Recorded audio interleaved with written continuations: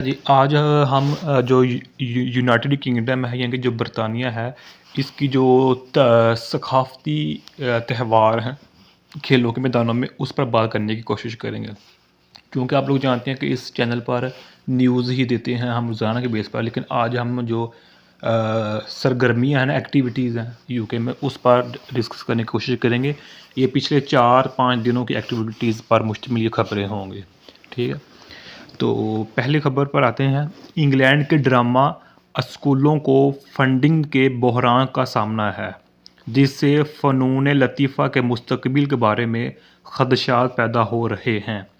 بہت سے اسکول، اچھا نہیں انگلش میں اسکول کہتے ہیں، اردو میں اسکول الف آتا ہے اسکول، لیکن پڑھنے میں اسکول ہی کہہ دیتے ہیں ہم۔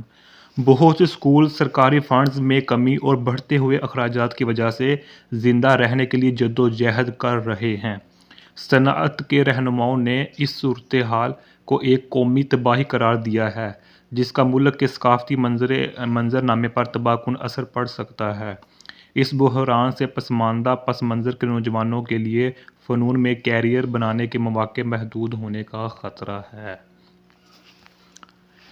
اچھا جی، نیکسٹ ہے۔ برطانیہ کی حکومت لائیو ایونٹس کے لیے ری سیل قیمتوں کو محدود کر کے ٹکٹوں کے خلاف کریک ڈاؤن کر رہی ہے۔ اس اقدام کا مقصد شائقین کو ثانوی ٹکٹنگ سائٹس پر مہنگی قیمتوں سے محروم ہونے سے روکنا ہے۔ نئے قوانین کے تحت دوبارہ فروخت کی قیمتیں اصل قیمت سے کچھ زیادہ فیصد تک محدود ہوں گی۔ لیبر پارٹی نے ٹکٹنگ پلیٹ فارمز کو ان ٹکٹوں کے بارے میں معلومات کی درستگی کے لیے جواب دہ رکھنے کے لیے قانون سازی کرنے کا بھی وعدہ کیا ہے جو وہ فروخت کے لیے درج کرتے ہیں۔ اچھا، یہ لیبر پارٹی وہاں کی ایک سیاسی پارٹی ہے جو اس وقت گورنمنٹ میں ہے، جو حکومت میں ہے، جس کا سربراہ یعنی کہ جو پرائم منسٹر وہ کیئر سٹارمر ہے۔ اچھا جی، تیسری نیوز پر آتے ہیں۔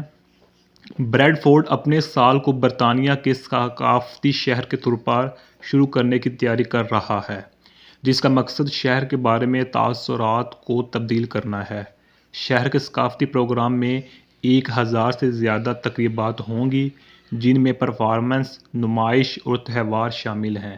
بریڈ فورڈ کے ثقافتی منظر سے لاکھوں زائرین کو راغب اور مقامی معیشت کو فروغ دینے کی امید ہے۔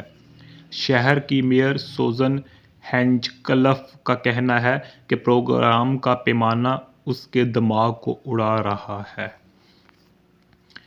اچھا جی، نیکسٹ ہے۔ اداکار مائیکل شین نے ویلز کے لیے ایک نیا نیشنل تھیٹر شروع کیا ہے، جس کا مقصد ویلش ثقافت اور ٹیلنٹ کو فروغ دینا ہے۔ تھیٹر کمپنی، جسے نیشنل تھیٹر ویلز کہا جاتا ہے، جدید اور جامع پروڈکشنز تیار کرے گی جو ویلش کی کہانیوں اور آوازوں کی نمائش کرتی ہے۔ شین، اور جو کمپنی کے آرٹسٹک ڈائریکٹر ہیں، کہتے ہیں کہ وہ نئے منصوبے کے لیے خیالوں سے بھرا ہوا ہے۔ تھیٹر کمپنی کی پہلی پروڈکشن اس سال کے آخر میں پریمیئر ہونے والی ہے۔ اچھا جی، نیکسٹ ہے۔ گلوکارہ للی ایلن نے خراب دماغی صحت کے ساتھ جدوجہد کا حوالہ دیتے ہوئے اپنے پوڈ کاسٹ سے علیحدگی کا اعلان کیا ہے۔ ایلن نے شیئر کیا کہ وہ مغلوب اور چمکتی ہوئی محسوس کر رہی ہے اور اسے اپنی صحت پر توجہ دینے کے لیے وقت درکار ہے۔